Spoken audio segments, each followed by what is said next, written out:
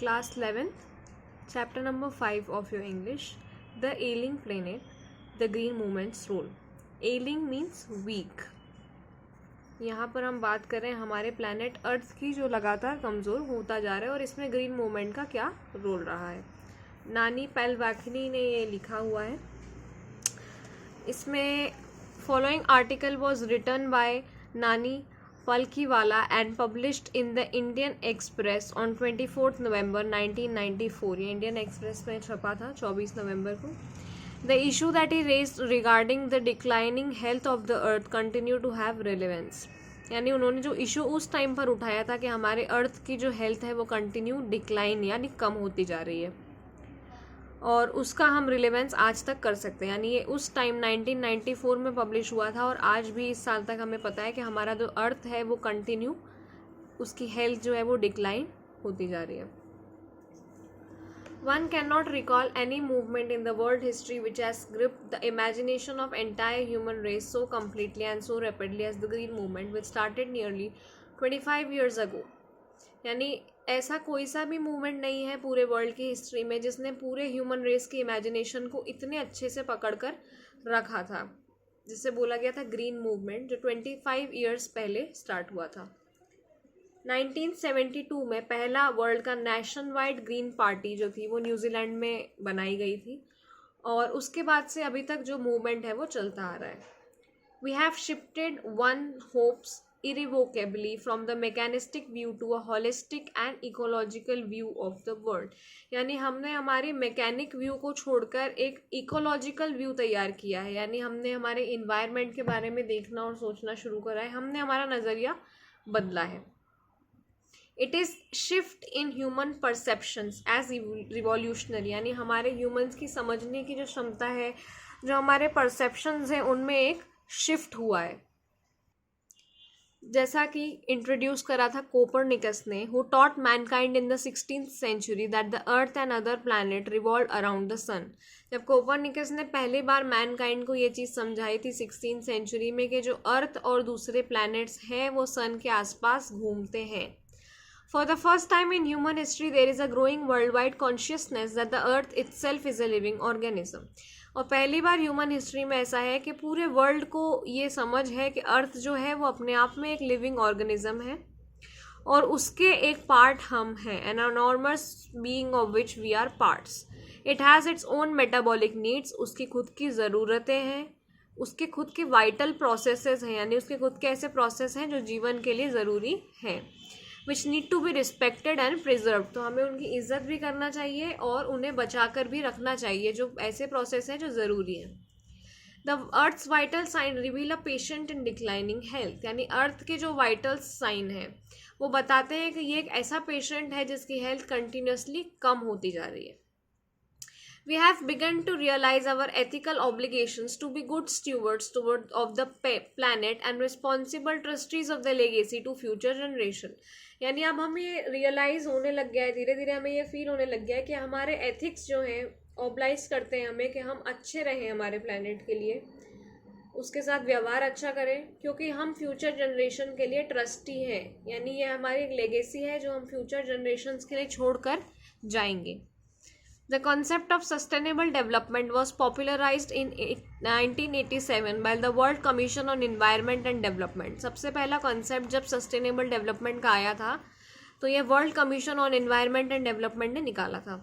In its report, it defined the idea as development that meets the need of present without compromising the ability of future generation to meet their needs. यानी कि ये एक ऐसा idea था development का जिससे हम हमारे प्रेजेंट की नीड्स तो पूरी करें, लेकिन इस तरीके से करें कि फ्यूचर जनरेशन की भी नीड्स पूरी हों, उनकी नीड्स में कोई कॉम्प्रोमाइज़ हमें नहीं करना पड़े. यानी कि ऐसा नेचुरल वर्ल्ड ऑफ रिसोर्स जिसमें फ्यूचर जनरेशन को भी ज़रूरत पड़ेगी, तो हम ऐसा ना करें कि हम हमारी ज़रूरत के लिए सब चीज़ें ख़त्म कर दें कि आने वाली जो जनरेशन है उनके लिए कुछ बचे ही ना. In the zoo at Lusaka, Zambia, there is a cage where the notice reads the world's most dangerous animal. Inside the cage there is no animal but a mirror where you see yourself. यानी Lusaka Zambia में एक ऐसा जू है जहाँ पर एक पिंजरा बना है जिसके बाहर लिखा हुआ है कि यहाँ पर पूरी दुनिया का सबसे डेंजरस यानी खतरनाक जानवर है, पर उस पिंजरे के अंदर कोई भी नहीं है, वहाँ पर कांच लगा हुआ है जहाँ पर आप खुद को देख सकते हैं. Thanks to the efforts of number of agencies in different countries, a new awareness has now dawned upon the most dangerous animal in the world. यानी अब कुछ एजेंसीज हैं जो अलग अलग कंट्रीज की, उनकी वजह से इस सबसे खतरनाक आदमी जो एनिमल, सबसे डेंजरस एनिमल है वो इंसान है, उसके ऊपर अब एक नई अवेयरनेस आने लग गई है. He has realized the wisdom of shifting from a system based on domination to a based on partnership. यानी उसने समझ लिया है कि डोमिनेशन से कुछ नहीं होगा, सिर्फ अपने अपने चलाने से कुछ नहीं होगा, पार्टनरशिप करना ही पड़ेगी. Scientist have catalogued about 1.4 million living species, यानी साइंटिस्ट ने 1.4 मिलियन लिविंग स्पीशीज निकाली हैं जिनके साथ में हम अर्थ को शेयर करते हैं पूरे टाइम.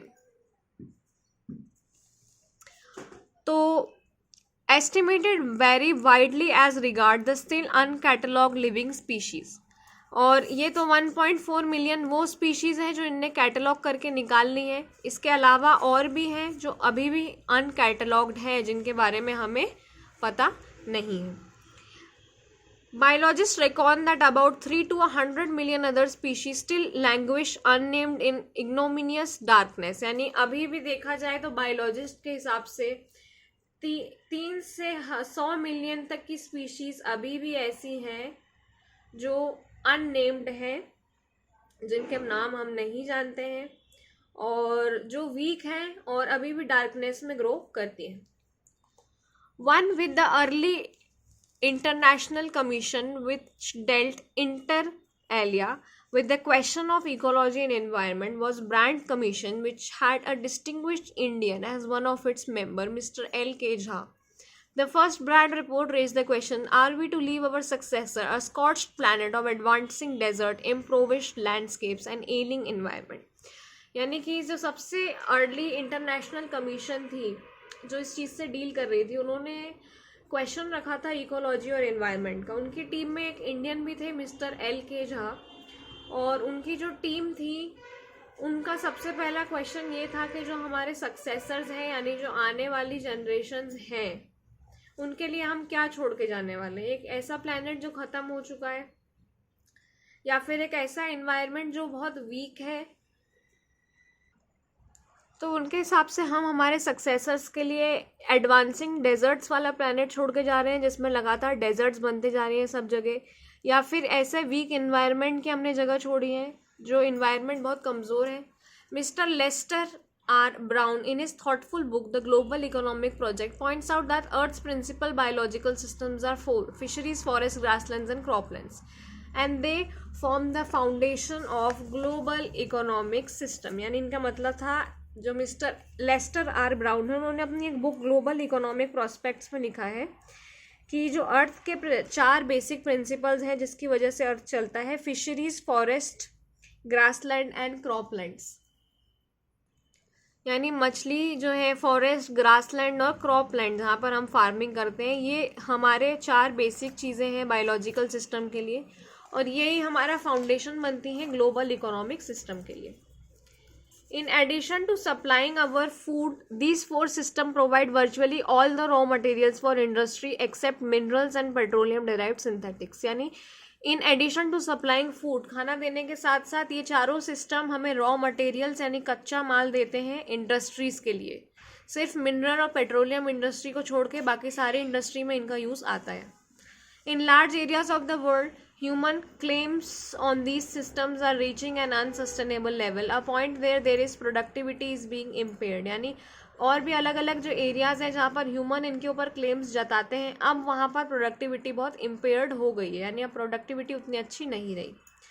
जब ये होगा, फिशरीज़ कोलैप्स हो जाएंगी, फॉरेस्ट गायब हो जाएंगे, और जो ग्रास लैंड्स दिखते हैं हमें वो कन्वर्ट हो जाएंगे वेस्ट लैंड में जहाँ पर एक भी पौधा नहीं उगता होगा, और क्रॉप लैंड भी ख़त्म हो जाएंगे.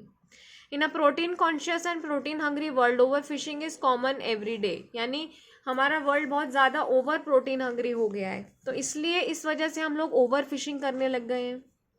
इन poor countries local forest are being decimated in order to procure firewood for cooking. लगातार हम जंगल काटते जा रहे हैं जिससे हमें फायर वुड मिलती जाए.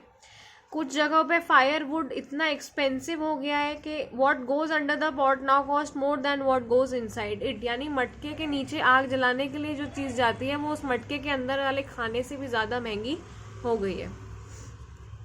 Since the tropical forest is, in the words of Dr. Myers, the powerhouse of evolution, several species of life face extinction as a result of its destruction. यानी कि जैसा कि डॉक्टर मेयर्स ने बताया है कि ट्रॉपिकल फॉरेस्ट पावर हाउस है evolution का, वहाँ पे बहुत सारी स्पीशीज़ मिलती हैं. तो अब वहाँ की जो स्पीशीज़ हैं उनका एक्सटिंक्शन होता जा रहा है क्योंकि जंगल ख़त्म होते जा रहे हैं और स्पीशीज़ मरती जा रही हैं. It has been well said that forest precede mankind, deserts follow. यानी जो फॉरेस्ट हैं वो पहले आते हैं और मैनकाइंड के बाद सिर्फ डेजर्ट रह जाता है.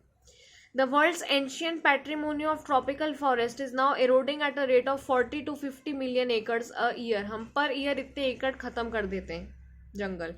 And growing use of dung for burning deprives the soil of an important natural fertilisers. The World Bank estimated that 5-fold increase in the rate of forest planting is needed to cope with the expected fuel wood demand in the year 2000. यानी world bank का मानना था कि हमें 5 गुना ज़्यादा तेज़ी से जंगल उगाना पड़ेगा अगर हम इसी हिसाब से सब जंगलों को काटते गए और हमें फ्यूल वुड की ज़रूरत पड़ती गई तो. James Pett, the president of the World Resources Institute, said the other day, "We were saying that we are losing the forest at an acre a second. But it is much closer to an acre and half to a second." यानी कि हर second हम कुछ ना कुछ खो रहे हैं और 1 एकड़ से ज़्यादा हम हर सेकेंड में खो देते हैं जंगलों के अगर हम देखें तो. Article 48A of the Constitution of India provides that the state shall endeavour to protect and improve the environment and to safeguard the forest and wildlife of the country. यानी जो हमारा article 48A है constitution का, वो ये लिखते हैं कि जो स्टेट है वो अपने आसपास के एनवायरनमेंट की रक्षा करेगी, उसको इम्प्रूव करेगी और जितनी भी फॉरेस्ट और वाइल्ड लाइफ है कंट्री की उनका ध्यान रखेगी, उनको सेफ गार्ड करेगी. But what cause endless anguish is the fact that laws are never respected nor enforced in India. लेकिन अंत में यही बात है कि इंडिया में किसी भी लॉ की ना रिस्पेक्ट करी जाती ना उसे कभी लागू करा जाता है. For instant the constitution says that casteism, untouchability and bonded labor shall be abolished, but the flourish shamelessly even after 44 years of the operation of the constitution. A recent report of our parliament is estimate committee has highlighted a near catastrophic depletion of India's forest over the last 4 decades.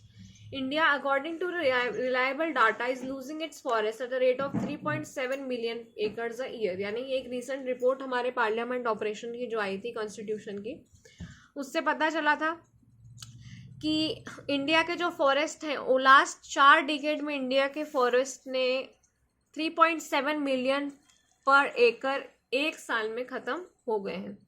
Large area officially designated as forest lands are virtually treeless.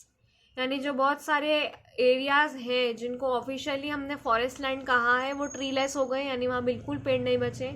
The actual loss of forest is estimated to be about 8 times the rate indicated by government statistics. यानी जो actual loss है वो government के statics से भी 8 गुना ज़्यादा है. A 3-year study use satellites and aerial photography conducted by UN warns that the environment has deteriorated so badly that it is critical in many of the 88 countries investigated. यानी 3 साल की जो पढ़ाई, तो एक 3 साल की स्टडी जो सैटेलाइट से की गई थी और एरियल फोटोग्राफी से की गई थी जो यूनाइटेड नेशंस ने करी थी, उन्होंने वार्न करा था कि जो इन्वायरमेंट है वो बहुत बुरी तरीके से डिटोरिएट हो गया है, इतने ज़्यादा कि वो क्रिटिकल तरीकों में आ गया है. 88 कंट्रीज़ में इन्वेस्टिगेशन के बाद उन्होंने ये बताया था. There can be no doubt that the growth of world population is one of the strongest factor distorting the future of human society. यानी कि जैसे जैसे वर्ल्ड पॉपुलेशन बढ़ती जा रही है हमारा जो फ्यूचर है वो ख़त्म होता जा रहा है. It took mankind more than 1 million years to reach the first billion. That was world population around the year 1800. By the year 1900 a second billion was added. यानी हर साल हम 1-1 बिलियन बढ़ाते जा रहे हैं. 28th सेंचुरी में 3.7 मिलियन और present population 5.7 million. Every 4 days the world population increases by 1 million. यानी हर 4 दिन में वर्ल्ड की पॉपुलेशन 1 मिलियन से बढ़ जाती है. Fertility falls as income rise. Education spread and health improves, thus development is the best contraceptive. यानी इन सब के लिए सबसे अच्छा कॉन्ट्रासेप्टिव है कि हम डेवलपमेंट करें। लेकिन डेवलपमेंट इटसेल्फ में not be possible if the present increase in number continues. लेकिन अगर इस तेजी के साथ पॉपुलेशन बढ़ेगी तो डेवलपमेंट भी पॉसिबल नहीं है। The rich gets richer and the poor beget children which condemns their to remain poor. यानी जो अमीर है वो और ज़्यादा अमीर होते जा रहे हैं और जो गरीब है वो वैसे के वैसे ही हैं। More children does not mean more worker. यानी ऐसा नहीं है कि जितने बच्चे होंगे उतने काम करने वाले होंगे। ज़्यादा बच्चों का मतलब होगा ज़्यादा लोग ऐसे जो बिना काम के घूमेंगे। It is not suggested that human being be treated like cattle and compulsorily sterilised. यानी कि ये भी सजेस्ट नहीं किया जाता है कि हम भेड़ बकरियों के जैसे रहें। But there is no alternative to volunteer family planning without introducing an element of coercion. The choice is really between control of population and perpetuation of poverty. यानी हम पकड़ के किसी का स्टरलाइजेशन नहीं कर सकते, लेकिन हमें चॉइस करनी होगी कि हम पॉपुलेशन को कैसे कंट्रोल करें और पॉवर्टी यानी गरीबी का क्या करा जाए। The population of India is estimated to be 920 million today, more than the entire populations of Africa and South America put together. यानी अकेले इंडिया की पॉपुलेशन अफ्रीका और साउथ अमेरिका को साथ में मिलाने से भी ज़्यादा है। No one familiar with the conditions in India would doubt that the hope of people would die in their hungry hunt man unless population control is given topmost priority. यानी सब जानते हैं कि अगर इंडिया में पॉपुलेशन को priority नहीं बनाया गया तो सब धीरे धीरे भूखे मर जाएंगे। For the first time in human history, we see transcending concern, the survival not just of people but of the planet. और ऐसा पहली बार है ह्यूमन हिस्ट्री में कि हम सिर्फ ह्यूमंस के सर्वाइवल की बात नहीं कर रहे हैं, बल्कि हम प्लैनेट की भी सर्वाइवल की बात कर रहे हैं कि कैसे हमारे अर्थ को जिंदा रखा जाए। We have begun to take a holistic view of very basis of our existence. The environmental problem does not necessarily signal our demise, it is our passport for the future. यानी जो environmental problem है वो हमारे future के लिए हमारा passport है। The emerging new world vision has ushered in the era of responsibility. यानी जो अब नया वर्ल्ड विजन बना है ये एक ऐसा एरा है जिसमें हमको रिस्पॉन्सिबल रहना है। It is holistic view and ecological view, seeing the world as an integrated whole rather than a dissociated collection of part. यानी अब हमको सब इकोलॉजिकल व्यू को एक साथ एक पूरा देखना है, पार्ट्स में उसको नहीं देखना है। Industries had more crucial role to play in this new era of responsibility. What a transformation would be effected if more businessmen shared the view of chairman of DuPont, Mr. Edgar S. Bullard, who 5 years ago declared himself to be the company's chief environmental officer. He said, our continued existence as leading manufacturer requires that we excel in environmental performance. यानी कि businessman थे mister एडगर्ड S वुलर्ड जिन्होंने अपने आप को chief environmental officer घोषित कर दिया था, क्योंकि उनकी कंपनी मैन्युफैक्चरिंग बहुत ज़्यादा करती थी, जिससे वो चाहते थे कि हम इतने ही अच्छे से एनवायरमेंटल परफॉर्मेंस में भी रहें। A false statement made by Margaret Thatcher during the years of her prime ministership, none has passed so decisively into the current coin of English uses as her felicitous word. No generation has a freehold on this earth and we all have a life tenancy with full of repairing lease. यानी कि उन्होंने Margaret थ्रेचर जो prime minister रही उन्होंने अपने time में ये बात कही थी कि किसी भी जनरेशन का फ्री होल्ड इस अर्थ पर नहीं है, यानी इसको कोई भी पकड़ कर नहीं रख सकता है। हम सबकी एक लाइफ टेनेसी है और हमें एक लीज के साथ यहाँ पर भेजा गया है। In the words of Mister Lester Brown, we have not inherited this earth from our forefather, we have borrowed it from our children. यानी कि हमने हमारे फोर फादर से इसको इनहेरिट नहीं करा है, हमने हमारे बच्चों से इसे बोरो किया यानी उधार लिया, और इसका ध्यान रखना हमारी जिम्मेदारी है।